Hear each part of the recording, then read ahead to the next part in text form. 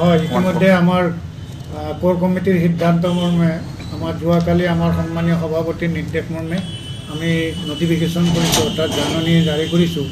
আৰু আজি যোৱাকালিৰ পৰাই প্ৰায় বহু দলীয় পাৰ্টীৰ প্ৰত্যাশী হিচাপে ইতিমধ্যে বহুতে আমাৰ আবেদন পত্ৰ সংগ্ৰহ কৰিছে আৰু তাৰে ভিতৰত আজিলৈকে প্ৰায় 15-16জন আমাৰ পাৰ্টীয়ে দলীয় আবেদন গ্ৰহণ কৰিছে আৰু তাৰে ভিতৰত আপোনাৰ চৌমৰীয়াৰ পৰাই কেইবাজনো কৰিছে, বীৰ সিং জৰুৱাৰ পৰা কৰিছে, আপোনাৰ গোৱালপাৰাৰ পৰা কৰিছে, জলেশ্বৰৰ পৰা কৰিছে, আপোনাৰ চিজনগ্ৰামৰ পৰাও কৰিছে।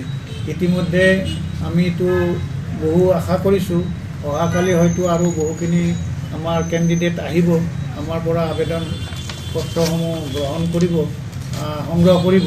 মই আশা ৰাখিছোঁ যে বহু পাৰ্টি আমাৰ দলীয় প্ৰাৰ্থিত্বৰ কাৰণে আবেদন পত্ৰ সংগ্ৰহ কৰিব আৰু মই আটাইকে দলীয় কৰ্মীসকলক মই অনুৰোধ জনাম যে দলীয় শৃংখলা যাতে বজাই ৰাখি কেন্দ্ৰীয় কাৰ্যালয়ৰ পৰা সকলে আমাৰ দলীয় প্ৰপত্ৰসমূহ সংগ্ৰহ কৰে। মাত্ৰ আমি 10 দিন টাইম দিছোঁ, এই 10 দিনৰ ভিতৰত চবেই প্ৰাৰ্থিত্বৰ কাৰণে তেওঁবিলাকৰ যদি ইচ্ছা প্ৰকাশ কৰে দলীয় প্ৰাৰ্থিত্বৰ আমাৰ যি আবেদন পত্ৰৰ ফৰ্ম তেওঁবিলাকে গ্ৰহণ কৰিব পাৰিব।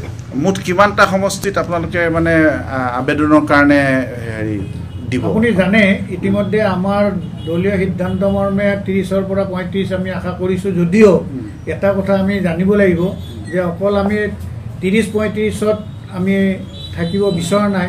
যিহেতু এটা ৰাষ্ট্ৰীয় এটা ৰাজনৈতিক দল, এই ৰাজনৈতিক দলত বিভিন্ন জনগোষ্ঠীৰ মানুহ আছে, গতিকে অসমৰ বিভিন্ন সমষ্টিৰ পৰা প্ৰাৰ্থীসকলে প্ৰপত্ৰ সংগ্ৰহ কৰিব পাৰে, কাৰণ বিভিন্ন জনগোষ্ঠীয়ে ইলেকশ্যন খেলিব, বিভিন্ন জনগোষ্ঠী বিভিন্ন জনগাঁথনিৰ ভিত্তিত তেওঁবিলাকে আবেদন বিচাৰিব পাৰে। গতিকে আমি তেওঁবিলাককো দিয়াৰ কাৰণে আমি প্ৰস্তুত আছোঁ। আশা কৰোঁ এইটো দলৰ মজিয়াতে সিদ্ধান্ত হ'ব, কিন্তু প্ৰপত্ৰ আমি চবকে দিম যিসকলে আমাৰ এই পত্ৰ সংগ্ৰহ কৰিব বিচাৰে।